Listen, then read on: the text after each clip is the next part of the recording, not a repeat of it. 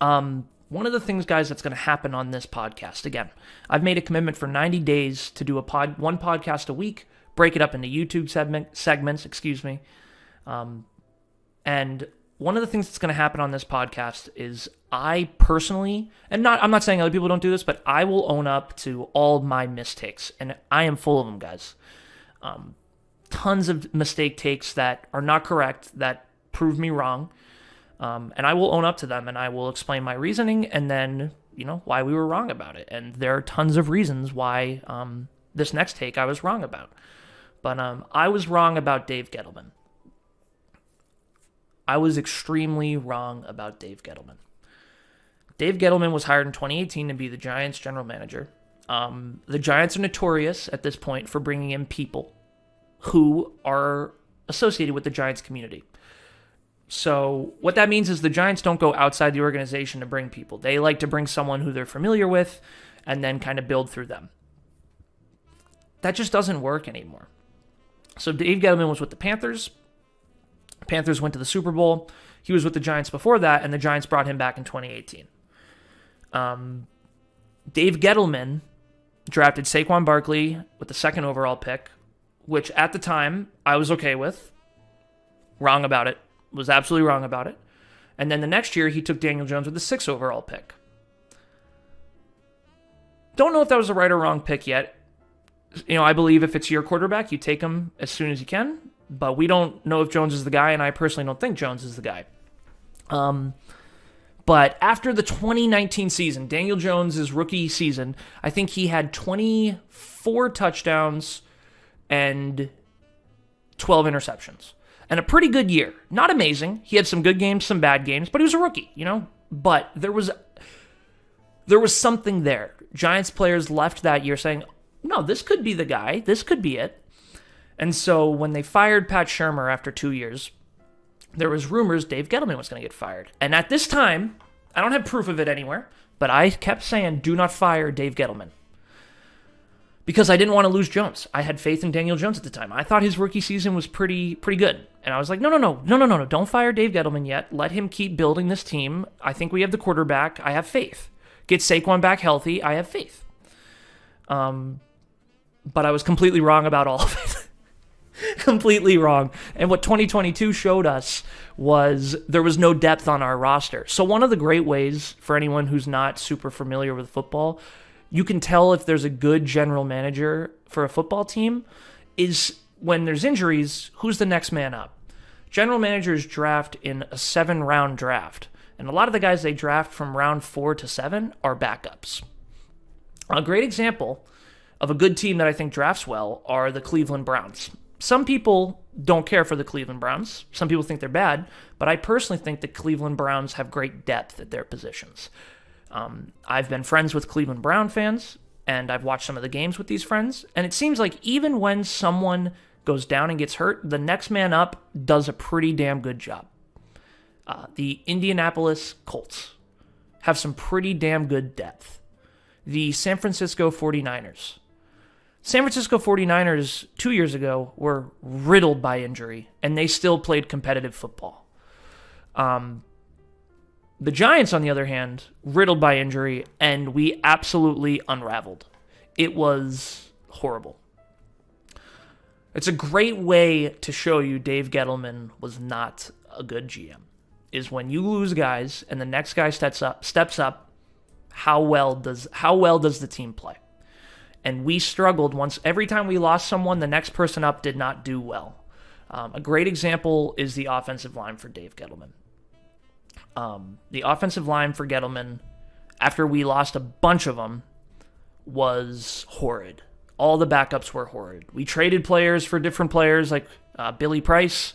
He was not good. Nate Solder was not good. Even though Nate Solder was not a backup, he was still an awful free agent signing in 2018.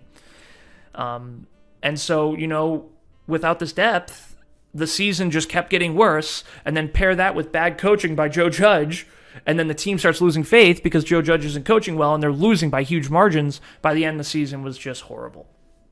Dave Gettleman was not a good general manager. One of the things he decided to do, too, was not draft any offensive linemen in last year's draft. I did like trading back, because now we have the 5th and 7th pick this year. So thank you, Dave, for that. I did not think Kadarius Toney was my favorite pick at 21, but I think he has a lot of talent. I loved Azeez Ojulari. Thought that was a great pick in the 2nd round. Couldn't believe they got him, actually. And then after that, we didn't draft any offensive linemen. It was like Dave Gettleman didn't think there'd be any injuries, or he just... I don't know what was going through his head, to be honest. But we didn't draft any offensive linemen. And I remember the whole Giants community was like, that's a little suspicious we didn't draft any offensive linemen. When we hired Dave Gettleman, all he talked about was the hog mollies, the offensive linemen, and how important they were. I didn't mind him having faith in who his front 5 were, his starters. But man, you got to build depth, especially at a position like offensive line that is so pivotal to the success of an offense in the NFL. Again, I was wrong about Dave Gettleman. And going back and watching a lot of his press conferences now, I've been really curious to see, what were those red flags? And one of the ones is Dave Gettleman was a very smug person. He was not open to criticism. He was not open to new ideas. He was very stuck in his ways. And he would let the world know it. And, confidence is one thing, smugness is another. And so that smugness bit him in the butt. One of his things he was very smug about was, one of the beliefs I have is positional value. So, positional value in the NFL is a pretty controversial subject. So, new NFL fans like myself, I think, are a little bit more pro-positional value. What positional value is, for anyone who's not familiar, just very quickly. Let's look at a quarterback and a running back. A running back is not as valuable to a team as a quarterback. Example. Saquon Barkley in 2018 could have been in the top 3 running backs in the NFL, and the Giants only got 5 wins.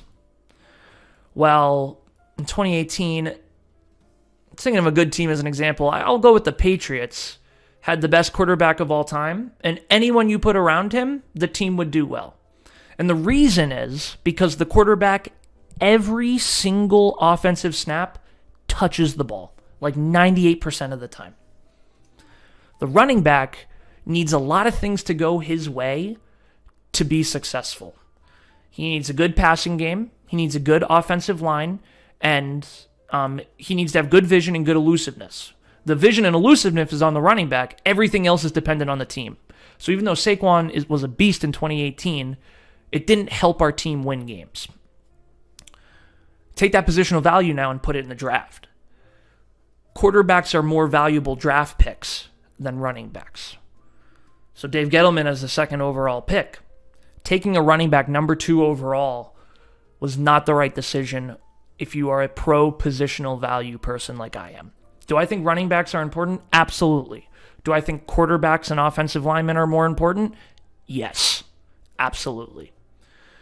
Dave Gettleman didn't believe that, and when he did his press conferences, he let everyone know that that was not the right way to think about things, and that Saquon was a generational gold jacket guy, and his mother would have drafted him, which has just turned out to be an absolute, not lie, but he just wasn't right about it. And so, Dave's smugness and older ways kind of bit him in the butt. The NFL, what's really cool about it, and one of the reasons I like it is, it's always changing, and you have to find ways to be able to handle that change. Now, taking that change and incorporating it into old ways, a lot of people said, Joe Judge was that old school and new school. Just going full in on the progress and trying to create even more changes, kind of getting ahead of the curve. But then you have people like Gettleman, and the Giants, for that matter, who kind of stay in the past and believe, no, running back is always important.